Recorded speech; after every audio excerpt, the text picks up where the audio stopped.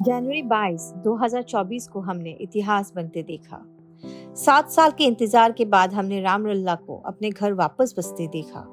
ये भव्य मंदिर अपने इतिहास, कलाकृति और भव्यता पूरी दुनिया में चर्चित रही। दिसंबर 6, 1992 को बाबरी मस्जिद तोड़े जाने के 600 साल पहले से ही ये स्थल विवादित रहा, जो कि सालों से ही सांप्रदायिक तनाव का मुख्य कारण था। रामायण में वर्णित ये वही स्थल है जहाँ रामलल्ला का जन्म हुआ था और इसी वजह से यहाँ श्री राम का एक बहुत पुराना मंदिर हुआ करता था। पुरातत्व की माने तो इसी मंदिर को तोड़कर उसी पर बाबरी मस्जिद बनाया गया था। Archaeological survey of India ASI ने इस बात को कंफर्म करते हुए कहा कि पुराने हिंदू मंदिर के 12 स्तंभ बाबरी मस्जिद से बरामद हुई थी। इसी वजह से बाबरी मस्जिद को मस्जिद-ए-जन्म स्थान कहा जाता था। सालों से चली इस विवाद का सबसे भयानक रूप 90 के दशक में देखा गया। जिस स्थान पर भगवान राम का जन्म हुआ था, वहाँ पर मंदिर के निर्माण को कोई शक्ति रोक नहीं सकती और मंदिर वहीं पर। और उसी के चलते आखिरकार हजारों के कार सेवक के दल ने बाबरी मस्जिद को ध्वस्त कर दिया। 7 सालों तक चली इस लीगल डिस्प्यूट को आखिरकार 2019 में आखिरी राय सुप्रीम कोर्ट से मिली, जहां बाबरी मस्जिद का स्थल हिंदुओं का धरोहर मानकर राम मंदिर निर्माण के लिए फाइनल फैसला सुनाया गया। चलिए दोस्तों, अभी आगे बढ़ते हैं और जानते हैं मंदिर के बारे में और उनके थोड़ी डिटेल्स के बारे में। अयोध्या राम मंदिर ना सिर्फ एक विशाल स्ट्रक्चर है, बल्कि इसकी बनावट इस दुनिया के कुछ गिनी चुनी इमारतों में से एक बनाती है। ये मंदिर 250 फीट चौड़ी, 380 फीट लंबी और 161 फीट ऊंची है, जिससे आप इसकी विशालता समझ सकते हैं। इस संरचना का मूल डिज़ाइन 1988 में अहमदाबाद के सोमापुरा परिवार द्वारा तैयार किया गया था, जिन्होंने कम से कम 15 पीढ़ियों से दुनिया भर में 100 से अधिक मंदिरों में अपना योगदान दिया है, जिसमें सोमनाथ मंदिर भी शामिल है। इस मंदिर को वास्तुकला के गुर्जरा चालुक्य शैली में बनाया गया है। मंदिर परिसर में कुल 366 स्तंभ हैं, जिनमें 18 मूर्तियां हैं, जिनमें से प्रत्येक में शिव जी के अवतार 10 अवतार, 64 योगिनियाँ और देवी सरस्वती के 12 अवतार शामिल हैं। मंदिर के मुख्य देवता रामलल्ला है, जो 5 वर्षीय राम है, जो विष्णु जी के अवतार हैं। कर्नाटका के प्रसिद्ध मूर्तिकार अरुण योगीराज जी ने कृष्णशिला पत्थर से रामलल्ला की ये भव्य 51 इंच की मूर्ति बनाई। योगीराज जी अपने कला के लिए दुनिया भर में मशहूर है, जिनकी एक और प्रसिद्ध संरचना है केदारनाथ मंदिर परिसर की आदि शंकराचार्य की मूर्ति। अरुण योगीराज जी एक शिल्पकार परिवार से आते हैं और इनके परिवार में 300 साल से प्रतिमा बनाने की परंपरा है और अरुण योगीराज जी 5वीं पीढ़ी है। अरुण योगीराज जी ने 2000 से भी अधिक बच्चों की फोटोज से प्रेरणा ली और इस प्रोजेक्ट पर रोज 18 घंटे काम करते थे। चलिए अब जानते हैं कि रामलल्ला की मूर्ति किस पत्थर से बनाएगी और उसका ओरिजिन कहाँ से हुआ। रामलल्ला की मूर्ति के लिए जो पत्थर इस्तेमाल हुआ है उसे कृष्णशिला कहते हैं। उसकी एक और अनोखी कहानी है। ये पत्थर एक्चुअली में रामदास, जो एक किसान है कर्नाटका में, और उनका मैसूर के पास 2 एकड़ खेती का जमीन है। ये पत्थर उसी जमीन का है। अपनी खेती के जमीन को साफ करने के लिए रामदास ने एक स्थानीय क्वारी कॉन्ट्रैक्टर नटराज को बुलाया। नटराज ने पत्थरों को साफ किया और अरुण योगीराज ने उनमें से ही एक पत्थर रामलल्ला मूर्ति बनाने के लिए चुन लिया। लेकिन पत्थर अयोध्या पहुंचने से पहले माइंस एंड जियोलॉजी डिपार्टमेंट ने नटराज के ऊपर 80,000 का जुर्माना लगाया किसी अनिर्धारित कारण से। इसके बावजूद ये ब्लॉक रामलल्ला की मूर्ति के लिए चुना गया। जब रामदास को पता चला कि उसकी खेती में से निकला हुआ पत्थर से रामलल्ला की मूर्ति बनाई जाएगी, तो रामदास इतना खुश हो गया कि उसने घोषणा कर दी कि कर्नाटका में राम मंदिर निर्माण के लिए वह अपनी संपत्ति का एक हिस्सा दान करेगा। चलिए अब जानते हैं रामलल्ला की मूर्ति के बारे में। उसकी विशेषता के बारे में। रामलला की मूर्ति का वजन लगभग 200 केजी है और लंबाई 4 से 4.5 फीट है। रामलला की मूर्ति एक अति सुंदर प्रतीक है सनातन धर्म के सभी महत्वपूर्ण प्रतीकों का। अगर आप गौर से देखें तो मूर्ति के दाएं पैर के पास हनुमान जी है और जबकि बाएं पैर के पास गरुड़ा मतलब विष्णु जी का वाहन है। मूर्ति के दोनों तरफ विष्णु जी के 10 अवतार है। जैसे कि आप देख सकते हैं, दाएं तरफ आपको मत्स्य अवतार, कूर्म अवतार, वराह अवतार, नरसिम्हा अवतार और वामन अवतार दिखाई दे रहे हैं और बाईं तरफ आपको परशुराम अवतार, राम अवतार, कृष्ण अवतार, बुद्ध अवतार और कल्कि अवतार दिखाई दे रहे हैं। मूर्ति के ऊपर वाले भाग में आपको सनातन धर्म के सभी महत्वपूर्ण प्रतीक दिखाई देंगे, जैसे कि ओम, स्वास्तिक, गणेश जी, गरुड़ा, चक्र, शंख और रामलला के सर के ऊपर आपको सूर्य मंडल भी दिखाई देगा, जो कि विष्णु जी का ही प्रतीक है और सूर्यवंशी वंश का भी प्रतीक है, जो इस मूर्ति के आत्मिक और सांस्कृतिक महत्व को दर्शाता है। इस मूर्ति का निर्माण सिर्फ अरुण योगीराज के कौशल और समर्पण का प्रतीक नहीं है, बल्कि सनातन धर्म के गहरे रीति रिवाजों और मूल्यों का प्रतीक है।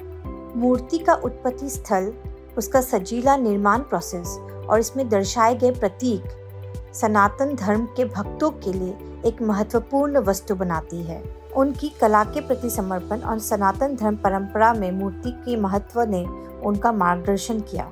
दुनिया भर से वीआईपी गेस्ट के साथ साथ एमपीज, एम्बेसडर्स और 55 देशों के लगभग 1000 से भी अधिक प्रमुख व्यक्ति राम मंदिर के प्राण प्रतिष्ठा कार्यक्रम में शामिल हुए थे। भारत का प्रतिष्ठा, महान इतिहास और हमारी धरोहर आज विश्व के मंच में अव्वल दर्जे में होने का इससे बड़ा कोई उदाहरण नहीं हो सकते। चलिए, मैं अभी आपको रामलला की मूर्ति का और एक खास चीज बताना चाहती हूँ, जो कि बहुत ही कम लोगों को ही पता होगी, और वो है रामलला की आंखें। भगवान की मूर्ति की आंखें क्यों महत्वपूर्ण है? क्या आप जानते हैं, हिंदू धर्म के अनुसार भगवान की मूर्ति की आंखें खिड़की के रूप में काम करती है, जिसके माध्यम से भगवान दुनिया को देखते हैं और अपने भक्तों को आशीर्वाद भी देते हैं। रामलला के सिर पे जो मुकुट है वो पूर्ण स्वर्ण की है, मतलब सोने की, और उसका वजन लगभग 6 किलो है। 22 जनवरी 2024 को जब अयोध्या में रामलला की नई मूर्ति की आंखों में से जैसे ही दुपट्टा हटाया गया, पूरी दुनिया अचंभित रह गई। दिव्य आंखों ने सबका ध्यान अपनी ओर खींचा और मूर्तिकार अरुण योगीराज ने साबित कर दिया कि उनसे सर्वश्रेष्ठ और कोई नहीं है। जैसे ही मूर्ति की आंखें प्रकट हुई, मूर्ति जीवित हो उठी। लोगों ने कहा कि ये दिव्यता के कमल के आकार के नेत्र है। भगवान श्री रामलला की प्रतिमा के नेत्र जोधपुर के पल्लव ने अपने हाथों से सोने से बनाकर तैयार किए गए थे और बीकानेर में हुई थी उसकी मीनाकरी। भगवान श्री रामलला की आंखें बनाने में भी एक विशेष नियम का पालन किया गया था। उस विशेष नियम को नेत्र मिलन कहते हैं।